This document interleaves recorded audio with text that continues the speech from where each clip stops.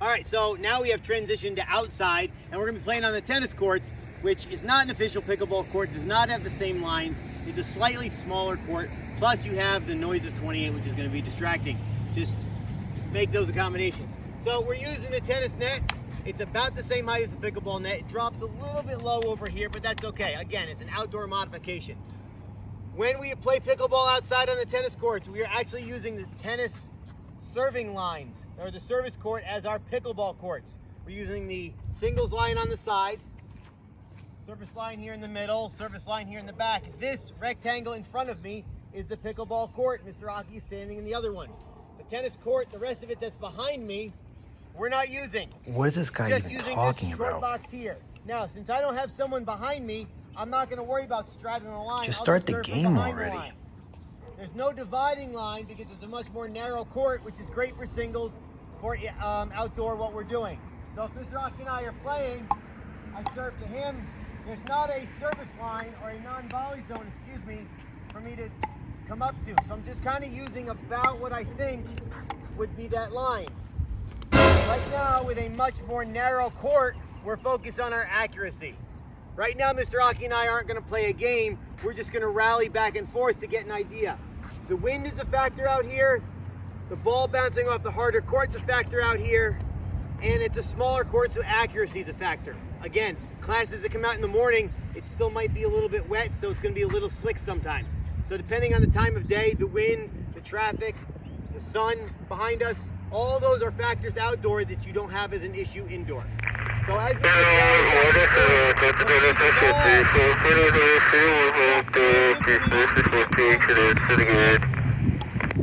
if you put a little cut on it, which Mr. Aki has a nice little cut shot, it puts that little spin on it, which makes it difficult to return.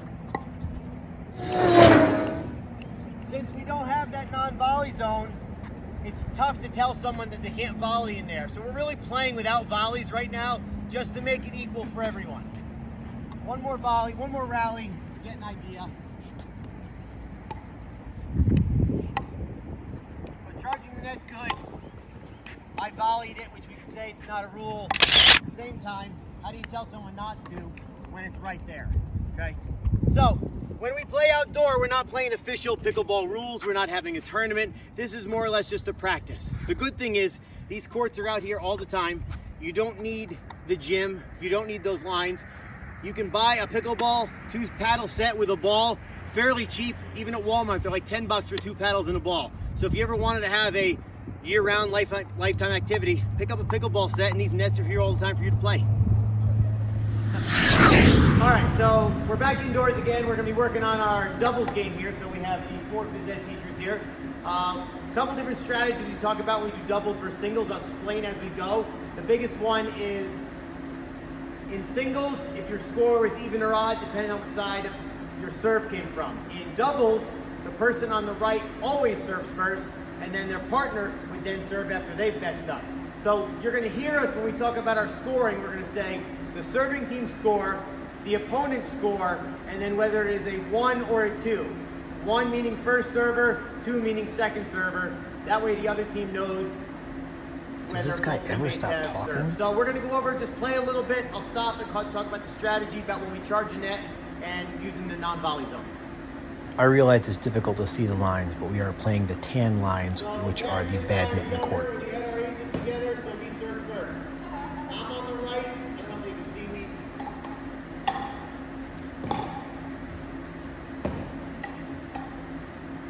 All right. 1, 0, 2.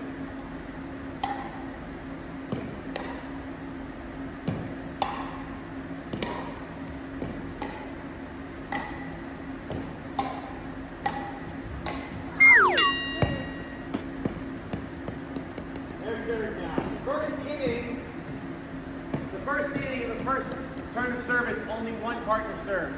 From now on, now both partners will serve. 0, 1, 1. 0, 1, 1. Oh, nice.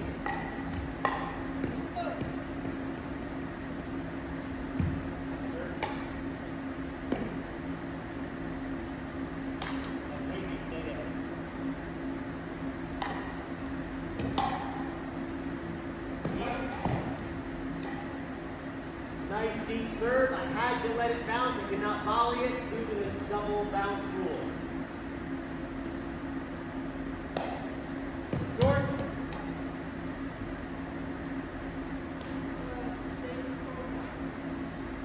Yes, 1-1.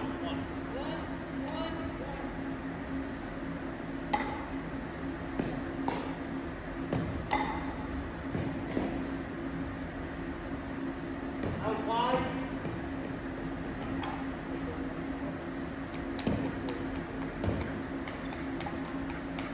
1-2.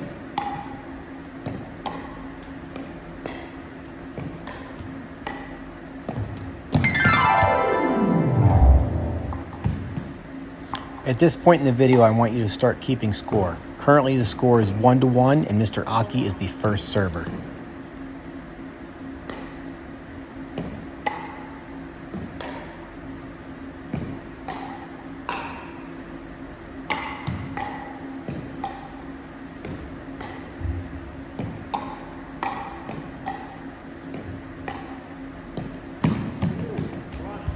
Killer.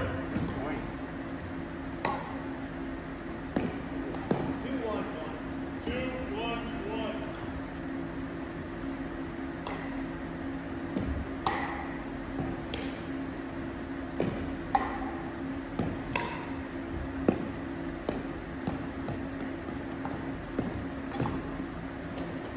That was it. 2-1-2.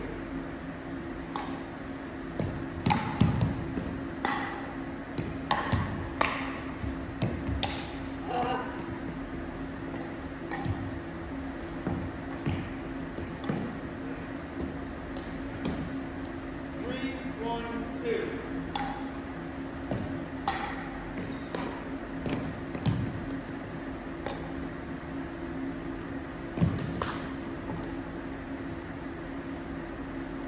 One, 3-1.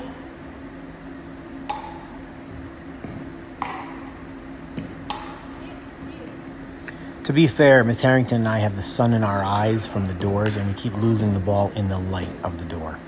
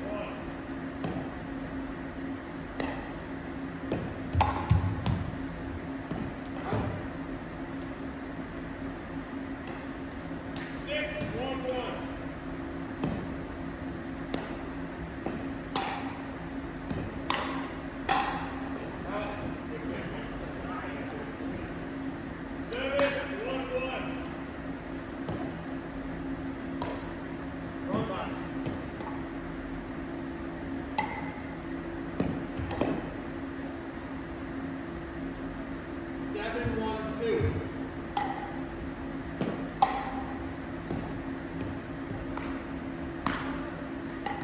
So that's the double bounce rule. They serve, it has to bounce once on our side and once on their side before a volley. So I saw Mr. Aki cheating up a little bit, so he hit it deep. He had to let it bounce, that's why he had to lay off it because he could not volley it.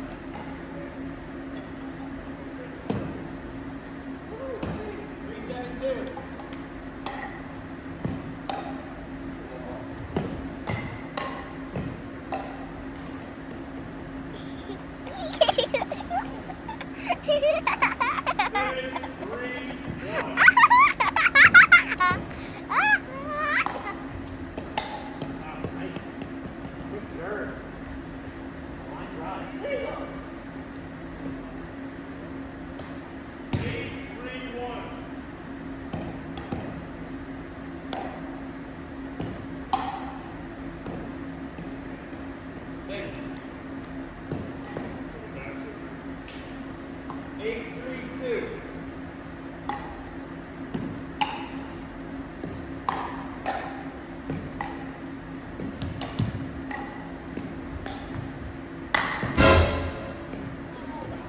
Stinger.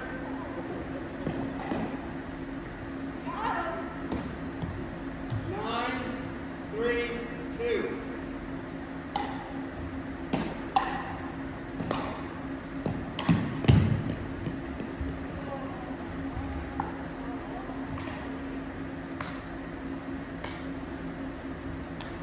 Ten, 3-2. Game point. Yeah, you gotta leave a mark.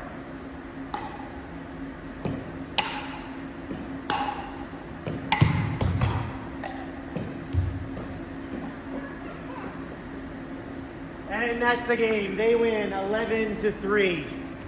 If you notice our constant staggering depending on the serve, the serving team, both players stay back because of the double bounce rule, whereas the team receiving serve, they would stagger. The person receiving serve would stay in the back and their partner would stay up front. And the reason is the team receiving only has to have it bounce once on their side and then they can both volley.